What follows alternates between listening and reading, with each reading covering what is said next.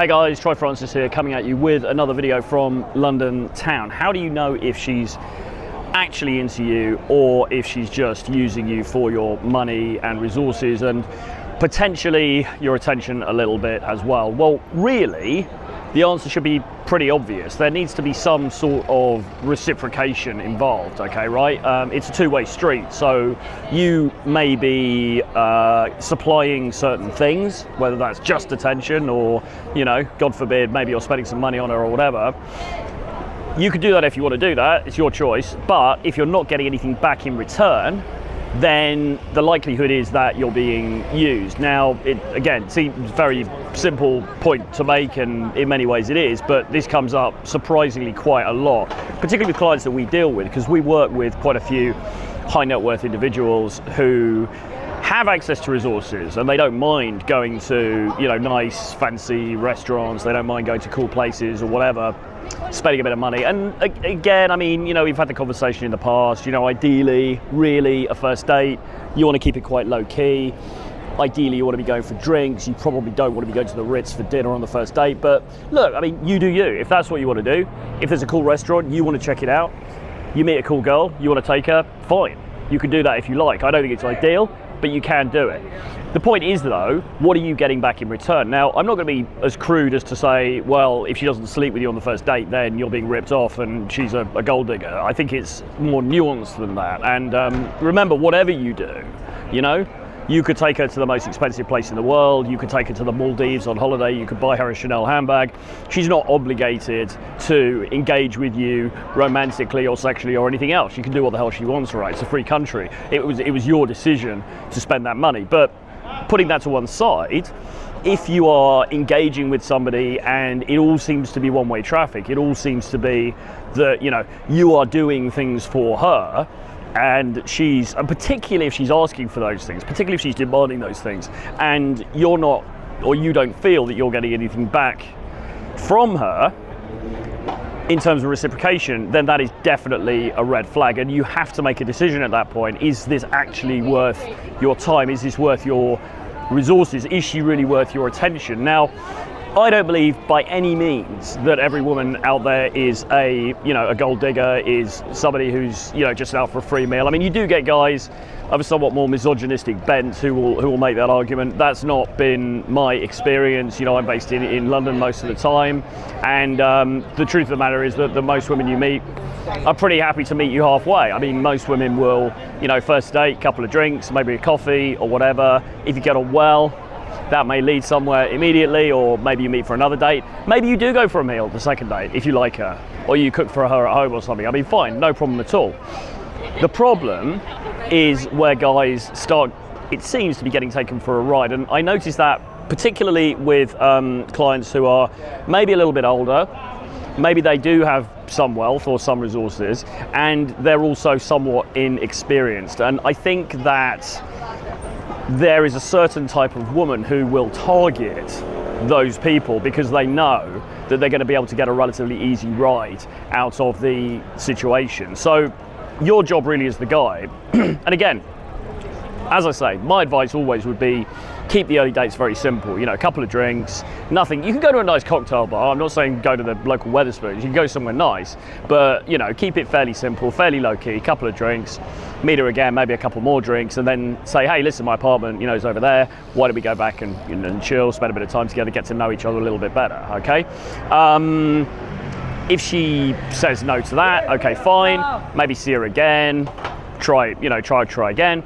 And ultimately, you know, if she's not feeling it, she's not feeling it, and you guys have to part ways, that's fine, okay? That's the normal dating process. What is not normal, and what you shouldn't be engaging in, is spending large amounts of money on her, and particularly buying her things. Or, you know, there's the old sort of like, oh, I need $500 because I'm doing this course, or I need $1,000 because I got to buy this air ticket and my money hasn't come through yet, or any of that. If that sort of thing is happening to you, and it's happening to you on a regular basis, then there's a couple of things going on.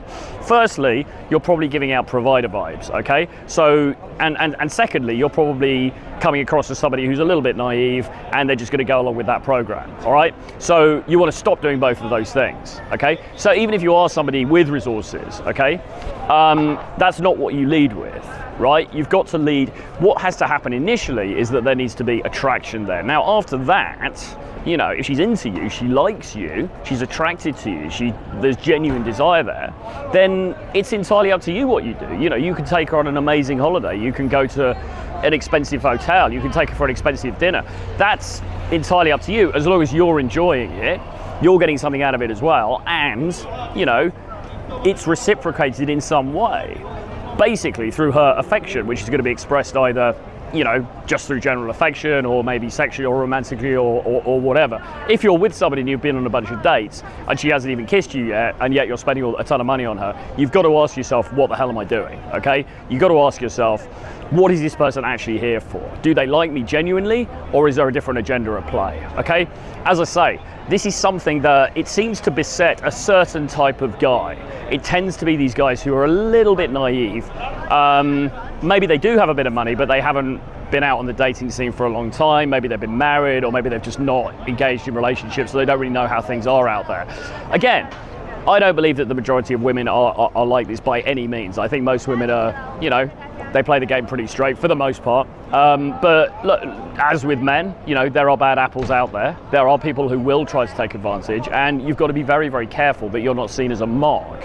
You know, you're not seen as an easy mark that somebody can use to obtain resources from without giving you anything in return. Now, again, this is going to sound a little bit kind of transactional, a little bit unromantic, and I don't mean it in that sense, but at the same time, listen, you know, we're not in the business of funding somebody's lifestyle and not getting anything back ourselves, because the reason that you're engaging with her presumably is because, you know, you like her, you think she's attractive, you'd like things to move in a romantic direction.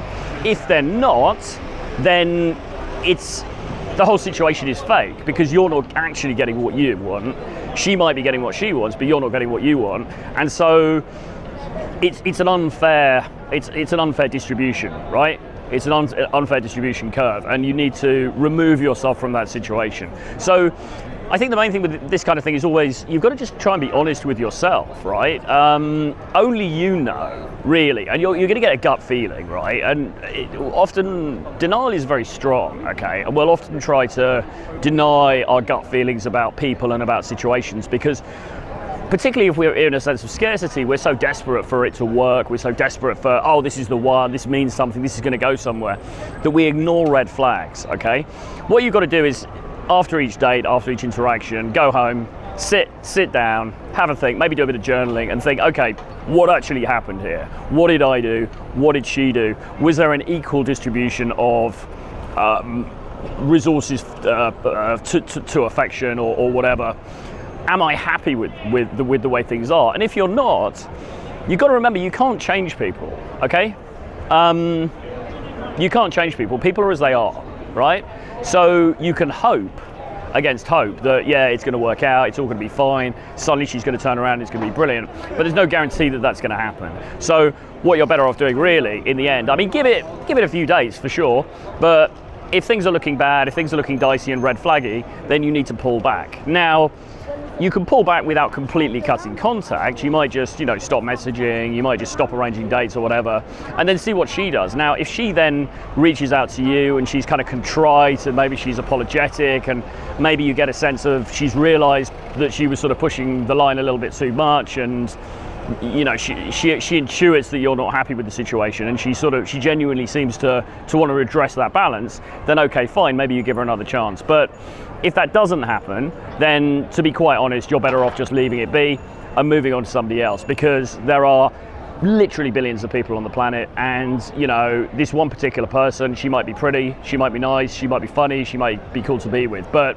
if you're not actually getting what you want out of it, then that's just not an ideal situation for you. And I would say this to women as well. I would say exactly the same thing to women. It might be slightly different, because often it's not that men are trying to obtain resources from women in quite the same way, although that can also happen. But you know, if you're a woman and you're with a guy, and the guy seems to, you know, it's all about sex and it's not about anything else, and you want something else, and you're also not getting your emotional needs met, then again, you would need to look at that as a woman, and you would need to think, okay, is this really a situation that's benefiting me? Is this really where I want to be in my life? And don't expect the person to change, because in general, people don't change. I mean, they can change. They can change. I've certainly changed a lot over the course of my life, several times. You know, I've been through quite big changes in terms of the way that I've come across, in terms of the way that I've conducted myself in relationships, and so on and so forth. But for the most part, people are what they are, all right? So just be careful out there, look at the signs, trust your gut instinct, do some journaling about it, figure out where you actually stand, not where you'd like to be, but where you actually stand, and then take action accordingly. Anyway, I'm going to leave it there for now. Hope you enjoyed the video. Do hit subscribe to the channel, give me a comment below, let me know what you think about this, and I'll see you guys again very soon. The other thing to mention, by the way, is we have an event coming up in London town in July. We're going to be teaching all about dating skills for advanced and intermediate people. It's only going to be over 3 days, so you're not going to have to take loads of time out of work. Central London, high-class venues. It's going to be awesome. Join us there. I'll speak to you guys again very soon. Bye-bye.